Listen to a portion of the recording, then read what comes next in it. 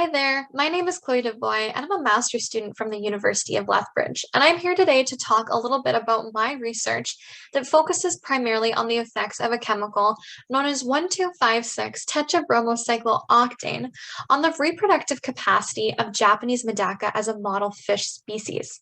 So first off, what is TBCO? TBCO is a type of brominated flame retardant, or BFR for short, and BFRs are added to a variety of commercial and industrial products, such as building materials or electronics. And ultimately, they serve to increase fire resistance by suppressing the chemical nature of a flame if that material were to catch fire. So while they're very important in that they protect against fire and keep us as humans safe, many BFRs have been shown to have the potential to leach out of products and end up in aquatic environments. And when these BFRs are found in aquatic environments, they can have adverse effects on the reproductive capacity of fish. Another phenomenon that can occur is that sexually mature fish can actually pass these chemicals on to their offspring.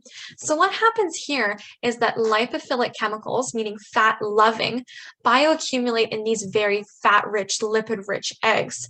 And because of this, the progeny or the offspring of these adults can actually be exposed to greater concentrations of a chemical despite not directly consuming said chemical. So ultimately, we conducted a study where we took sexually mature Japanese Medaka fish and we exposed them to different concentrations of TBCO. And what we found was that it had no real effect on the reproductive capacity of these adults, nor did it have any effects on their overall well-being. However, in the F1 generation, meaning their progeny, who had received this chemical via maternal transfer, as I showed earlier, what happened is that their fecundity, meaning the number of eggs that they could produce, was reduced significantly. And you can see that in this first graph here. So we measured the number of eggs that they could produce over 21 days. And as you can see in both the low and the high treatment of fish that were exposed via maternal transfer, fecundity is much lower.